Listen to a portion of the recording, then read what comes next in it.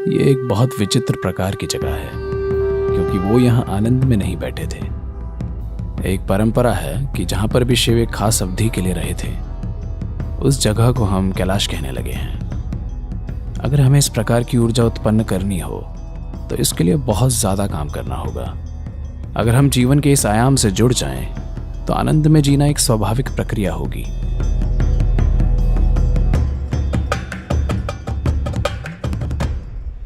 ये एक ऐसा स्थान है, एक ऐसा पर्वत है जिसने युगों युगों से अनेक ऋषि मुनियों को देखा है। इसे वेलंगिरी इसलिए कहा जाता है क्योंकि वेलंगिरी का शाब्दिक अर्थ है सफेद पहाड़ या चांदी जैसा पहाड़, लेकिन ये पूरा हरा है। तो इसे वेलंगिरी पर्वत इसलिए कहते हैं क्योंकि साल के लगभग 10 महीने इसकी चोटी हमेशा बादल में होती है और ये यहां से चांदी जैसा दिखता है। इसे चांदी पर्वत या सफेद पर्वत कहते हैं। तो ये पर्वत हमारे लिए सिर्फ पहाड़ नहीं है, मेरे लिए ये एक बहुत बड़े मंदिर की तरह है। ये एक अलग आयाम बिखेरता है। अगर आप इच्छुक हों तो ये सिर्फ पत्थर और मिट्टी से कहीं ज्यादा है।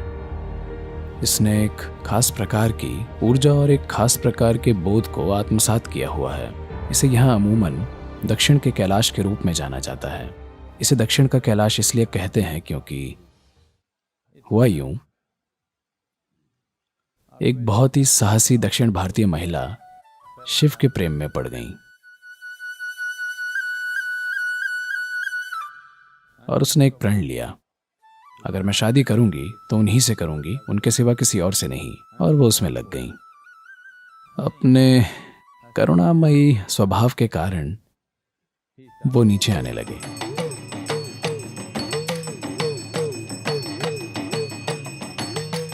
लेकिन अन्य जीवों का एक पूरा समूह, दूसरे देव, देवियां, आकाशीय जीव नहीं चाहते थे कि उनकी दक्षिण भारतीय पत्नी हो, इसलिए उन सभी ने उन्हें रोकने के लिए बहुत सारी साजिशें रची। लेकिन यह काम नहीं आया। वे आने के लिए दृढ़ थे और उसने एक तारीख तय की, अगर आप इस तारीख से पहले नहीं आते हैं तो मैं अपना शरीर छोड़ रही हूं। इसलिए वो तेजी से आ रहे थे। उन्हें इस जगह पर सूर्योदय से पहले पहुंचना था और वे इसकी ओर अग्रसर थे। इसलिए देवताओं ने कपूर के एक विशाल टीले में आग लगाकर एक झूठा सूर्योदय रचा। उन्होंने एक झूठा सूर्योदय रचा और शिव को लगा कि सूर्योदय हो रहा है और उन्हें लगा कि वो विफल हो चुके हैं क्योंकि वे समय पर नहीं पहुंच पाए और वो शरीर छोड़ चुकी होगी।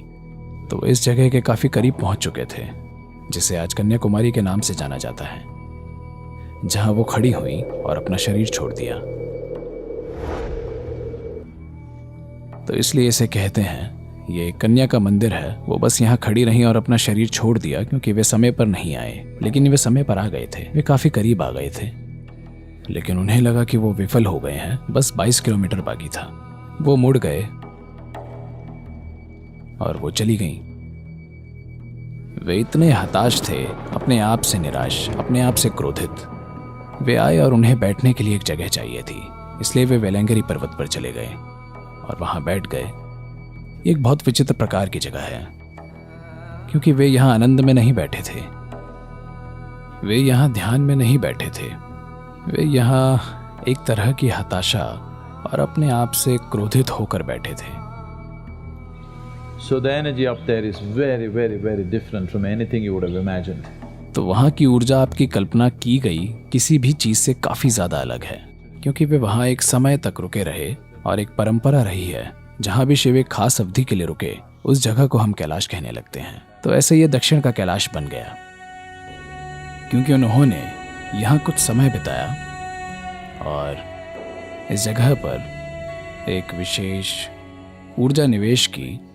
कितने ही योगियों ने इसका अनुसरण किया और सदियों से, हजारों सालों से साधु और ऋषियों का यहाँ एक इतिहास रहा है। एक बहुत ही अनोखी प्रणाली का रहस्यवाद, जहां आमतौर पर उन्हें सिद्ध के नाम से जाना जाता है, या तमिल में उन्हें सिद्धर कहते हैं। दक्षिण भारतीय रहस्यवाद बहुत बहुत अनोखा है। आपको इस प्रकार का रहस्यवाद दुनिया में कहीं और नहीं मिलेगा। तो इस परंपरा में कई आए, और एक योगी जो हमारे लिए महत्वपूर्ण है वो है सद्गुरु श्री ब्रह्मा, जो 20वीं सदी की शुरुआत में रहे। और जब उन्हें शरीर छोड़ना था,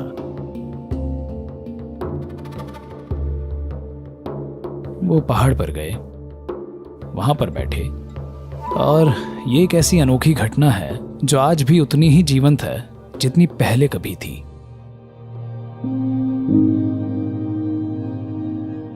वो 7 चक्रों से बाहर निकले, जो कि एक अत्यंत दुर्लभ घटना है। और आज भी वो जगह वैसी की वैसी है जैसे ही उस दिन थी। वो ऊर्जा, वो जगह बिल्कुल वैसी ही है। आपको कुछ जानने की जरूरत नहीं है, ये आपको बस हिला के रख देगी। क्योंकि पूरी दुनिया में ऐसी कुछ ही जगह हैं जहां पर इस तरह की घटना हुई है, जहां एक इंसान ने अपने सभी 7 चक्रों से शरीर छोड़ा हो। क्योंकि वो एक चक्रेश्वर हैं। वो जो अपने 7 चक्रों से निकल सके उसे चक्रेश्वर कहते हैं। शिवा एक चक्रेश्वर के रूप में जाने जाते थे, मत्स्येंद्रनाथ एक चक्रेश्वर के रूप में जाने जाते थे, गोरखनाथ चक्रेश्वर के रूप में जाने जाते थे, और कुछ अन्य योगियों को चक्रेश्वर के तौर पर जाना गया है। और इन कुछ हजार वर्षों में ऐसे केवल मुट्ठी भर ही हुए हैं।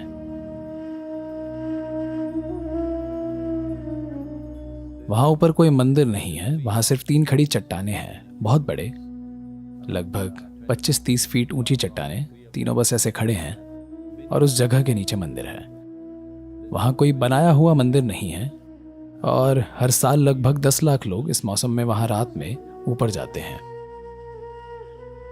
हम इसे एक बड़े पैमाने पर खोलना चाहते हैं, केवल तीर्थ यात्रा के तौर पर ऊपर जाना नहीं, हम इसके साथ साधना जोड़ना चाहते हैं।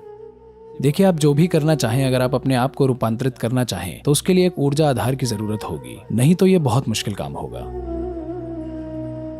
अगर हमें इस प्रकार की ऊर्जा उत्पन्न करनी हो तो इसके लिए बहुत ज्यादा काम करना होगा, बहुत ज्यादा। Here it's ready, sitting there. All you have to do is just look up and say Shiva. यहाँ ये तैयार रखा हुआ है, आपको बस ऊपर देखकर शिव कहना है। आपको बस ऊपर देखना है और इसके प्रति ग्रहणशील होना है, बस इतना ही।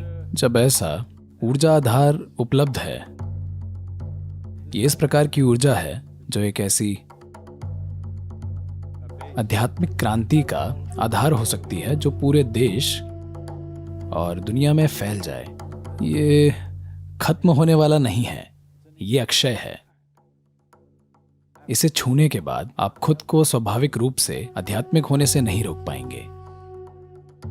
तो हम देख रहे हैं कि कैसे जरूरी इंफ्रास्ट्रक्चर बनाया जाए जहां लोग आ सकें और हम उन्हें जरूरी साधना दे सकें, और वे ऊपर जाने से पहले 40 से 48 दिनों की साधना से गुजरें। कोई सरल साधना जिसे हर कोई कर सकता है, और वो ऊपर जाकर इस ऊर्जा के आगोश में आ सकें, या कम से कम उस ऊर्जा का थोड़ा सा हिस्सा ग्रहण कर सकें।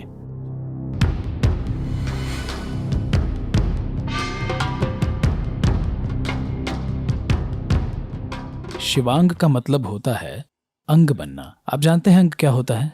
शिव का एक अंग बनना। आप ऐसे भी शिव के एक अंग ही हैं, ठीक है। शिवा मतलब वो जो नहीं है। वो जो नहीं है वो ब्रह्मांड में सबसे अधिक रूप से मौजूद है। वो जो है एक छोटी सी घटना है। तो जब हम शिव कहते हैं तो हम वो जो नहीं है उसका जिक्र कर रहे हैं। वो जो नहीं है उसके विशाल शरीर के कुछ अंग हैं। एक आकाशगंगा हो सकता है, कोई एक तारा हो सकता है, एक सौर मंडल हो सकता है, एक ग्रह हो सकता है, कोई एक परमाणु हो सकता है, और कोई दूसरा आप हो सकते हैं। लेकिन ये सभी शिव के ही अंग हैं, है कि नहीं? क्योंकि सब कुछ शून्य से आया है। आप शिव के एक अंग हैं, लेकिन आप उस जागरूकता के बिना जी रहे हैं। तो साधना को इस तरह से बनाया गया है ताकि इसे आपकी जागरूकता में लाया जा सके। मानव अस्तित्व की प्रकृति ऐसी है कि जिसके बारे में आप जागरूक ना हो वो आपके लिए मौजूद भी नहीं होता, है कि नहीं? तो लगभग 42 दिनों तक चलने वाली इस पूरी प्रक्रिया को बनाया गया है ताकि आप इस पूरी प्रक्रिया से होकर गुजरें और उस अनुभव तक पहुंचें, इसे अपने जीवन में स्थापित कर सकें कि आप वास्तव में शिव के एक अंग हैं, केवल इसलिए कि आपको लगता है कि आप खुद में एक अस्तित्व हैं। आप अस्तित्व के एक अनोखे हिस्से हैं जो अपने आसपास ना किसी चीज से ना ही किसी व्यक्ति से जुड़ा हुआ है। इसीलिए दुख है, इसीलिए अकेलापन है, इसीलिए संघर्ष है, इसीलिए डर है कि नहीं?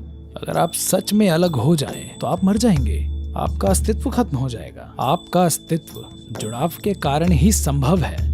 लेकिन ये कितना दुर्भाग्यपूर्ण है कि जब आप इतनी अद्भुत चीज से जुड़े हुए हैं, उसके बारे में जागरूक ना होना, उसे ना जानना, उसके आनंद को अनुभव ना करना, मुझे लगता है ये अपराध है। तो शिवांग उस अपराध से बचने के लिए है।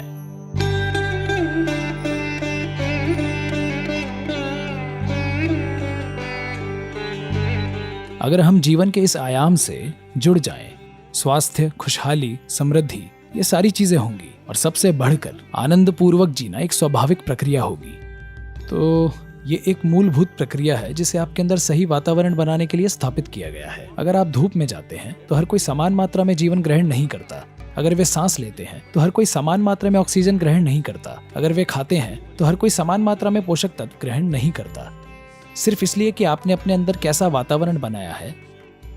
तो शिवांग साधना उस माहौल को स्थापित करने के बारे में है ताकि आप जो कुछ भी करें, आपके पास एक मूलभूत आधार हो, ताकि इस मंच पर सब कुछ खिल सके। या दूसरे शब्दों में, आप अपने लिए एक आध्यात्मिक मंच बना रहे हैं ताकि आप इस पर जो कुछ भी करें वो अच्छे से काम करें।